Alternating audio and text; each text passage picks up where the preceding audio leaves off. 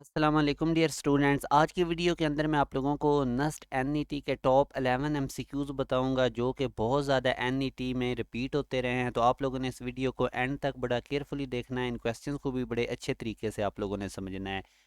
इससे पहले अगर आप लोग इस चैनल पे न्यू हैं तो इसको सब्सक्राइब कर लें, बेल नोटिफिकेशन ऑन कर लें ताकि इस तरह की आप लोगों को वीडियोस वक्तन फ़वक्तन मिलती रहें। तो सबसे पहले फ़िज़िक्स के अंदर से एमसीक्यूज़ मैं आपको बताता हूँ जो कि काफ़ी दफ़ा रिपीट हुए हैं। एस्केप वेलोसिटी ऑफ मून, ये आप लोगों को ऑप्शंस गिवन है और इसका अल्फ़ा ऑप्शन ठीक है।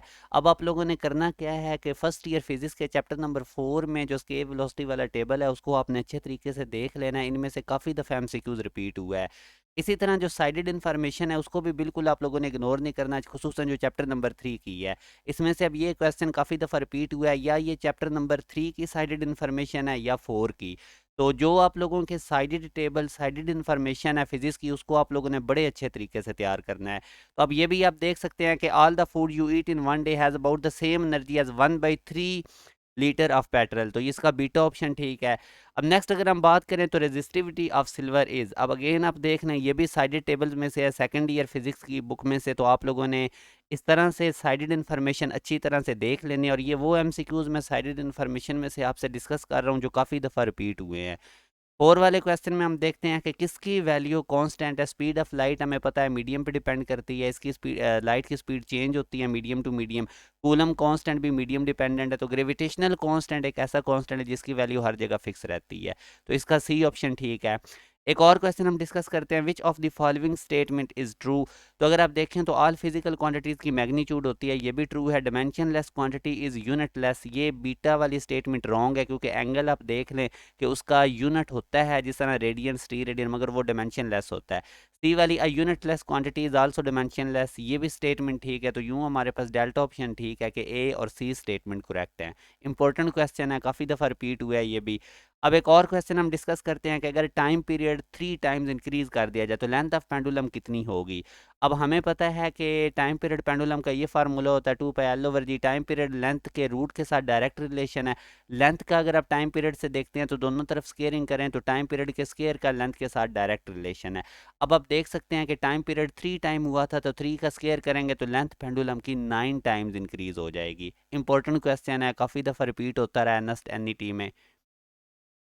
अब ये नेक्स्ट क्वेश्चन हम देखते हैं न्यूक्लियर फिजिक्स में से है, ये भी इंपॉर्टेंट है। पार्टिकल जो एंड पे आप लोगों को गिवन है फंडामेंटल पार्टिकल, केयरफुली आपने देख लेना। मीजन जो है ये किस पे कंसिस्ट करता है, तो ये एक क्वार्क और एक एंटी क्वार्क जो है वो मिलके बनाते हैं। तो यहाँ हमारे पास इसका अल्फा ऑप्शन ठीक है। अब हम 8 वाला क्वेश्चन डिस्कस करते हैं। ये हमारे पास एक डायग्राम है जिसको जिसके अंदर आप लोगों को 3 नैन गेट आपस में कनेक्टेड नज़र आ रहे हैं। तो फाइनल आउटपुट वो हमसे पूछ रहा है। तो याद रखें इसका शॉर्ट ट्रिक है कि जब भी 3 नैन गेट इस तरह आपस में कनेक्टेड होंगे तो वो इक्वल होते हैं 1 और गेट के। तो यूँ हमारे पास सी ऑप्शन इसका ठीक है। अब कुछ मैथ में से मैं आपको बताता हूँ। दो लाइंस अगर एंटी पैरेलल हों तो उनका हमारे पास स्लोप क्या होगा, याद रखना है। अगर लाइंस पैरेलल हों या एंटी पैरेलल हों तो उनकी स्लोप आपस में इक्वल होगी। एक और क्वेश्चन देखते हैं, what is the slope of the line having equation given है। तो याद रखें एक्स एक्सिस के ऊपर वाई जीरो होता है, तो बेसिकली ये एक्स एक्सिस की इक्वेशन है। और एक्स एक्सिस या कोई भी हॉरिजॉन्टल लाइन तो उसका हमें पता है कि स्लोप जीरो होता है, इसका अल्फा ऑप्शन है। ये रिपीटेड क्वेश्चन हैं जो मैंने अभी आप लोगों के साथ इस वीडियो के अंदर एमसीक्यूज डिस्कस कर रहा हूँ, बहुत दफ़ा रिपीट हुए हैं। अब हमने आर्गूमेंट निकालना है, कम्प्लेक्स नंबर में से क्वेश्चन है तो ज़्यादा चांसेस हैं कि आप इसका आर्गूमेंट इस तरह से निकालेंगे जो आपने फार्मूला पढ़ा था, tan inverse imaginary part divided by real part. इसको आप सॉल्व करेंगे तो -60 डिग्री। ज़ाहिर है हमें पता है कि एंटी क्लॉकवाइज एंगल पॉजिटिव होता है और क्लॉकवाइज नेगेटिव होता है। तो अब चांसेस हैं कि आप लोग इसका अल्फा ऑप्शन टिक करेंगे, मगर ये रॉन्ग ऑप्शन है। अब याद रखें आर्गूमेंट कम्प्लेक्स नंबर का प्रिंसिपल आर्गूमेंट कैसे निकालते हैं। अगर तो आप सबसे पहले कम्प्लेक्स नंबर को देखें, अगर रियल और इमेजिनरी पार्ट पॉजिटिव हैं तो वो कम्प्लेक्स नंबर फर्स्ट क्वाड्रेंट में होगा और उसका फार्मूला होता है tan इनवर्स y/x। अगर वो सेकंड क्वाड्रेंट में है तो पाई में से माइनस कर दें tan इनवर्स y/x को।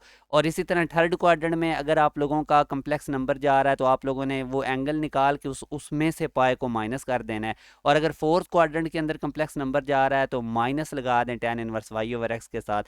केयरफुल रहें कि आप लोगों ने जो इधर कैलकुलेशंस करनी है tan inverse y over x में, तो इसमें आप लोगों ने y और x की वैल्यूज़ पॉजिटिव पुट करनी है। अगर नेगेटिव भी है तो पॉजिटिव। ये मॉड आप देख सकते हैं, सेकंड क्वाड्रेंट में x नेगेटिव होता है, मगर देखें x के ऊपर मॉड है कि आपने पॉजिटिव करके उसको पॉजिटिव वैल्यू पुट करनी है। थर्ड क्वाड्रेंट में हमें पता है y x दोनों नेगेटिव होते हैं, मगर हम नेगेटिव साइन पुट नहीं करेंगे, पॉजिटिव उनकी वैल्यूज़ प्लग इन करेंगे। तो ये आप लोगों ने फार्मूलाज याद रखने हैं। तो क्योंकि आप लोगों की बुक के अंदर सिर्फ फर्स्ट क्वाड्रेंट का केस गिवन है, ये सेकंड थर्ड और फोर्थ का नहीं गिवन, तो नस्ट में बारहा दफ़ा उन्होंने ये सेकंड थर्ड और फोर्थ क्वाड्रेंट के अंदर कम्प्लेक्स नंबर दे के तो उसका आर्गूमेंट पूछते हैं। तो अब ये भी आप देख सकते हैं, इसमें हमारे पास रियल पार्ट नेगेटिव है, इमेजिनरी पार्ट पॉजिटिव है, यानी एक्स नेगेटिव है वाई पॉजिटिव है। तो अगर हम इस कम्प्लेक्स नंबर को देखें तो ये सेकंड क्वाड्रेंट में है, तो इस पर ये वाला फार्मूला लगेगा। सबसे पहले आप tan inverse y over x निकाल लें, ये हमारे पास क्वेश्चन था, सेकंड क्वाड्रेंट का ये फार्मूला था हमारे पास। तो अब आप tan इनवर्स वाई यानी कि हमारे पास इसका इमेजिनरी पार्ट 3 रूट है और रियल पार्ट इसका 1 है, मगर -1 नहीं पुट करेंगे। मैंने अभी आपको बताया था tan इनवर्स ये कैलकुलेशन करते हुए नेगेटिव को आपने पॉजिटिव करके पुट करना है, और सेकंड क्वाड्रेंट के लिए पाई में से माइनस इसको कर दें तो आप बस, अब हमें पता है tan inverse 3 root pi by 3 होता है, 60 डिग्री होता है, तो पाई में से इसको माइनस करेंगे तो 2 पाई बाय 3 जो कि हमारे पास 120 डिग्री इसका चार्ली ऑप्शन है।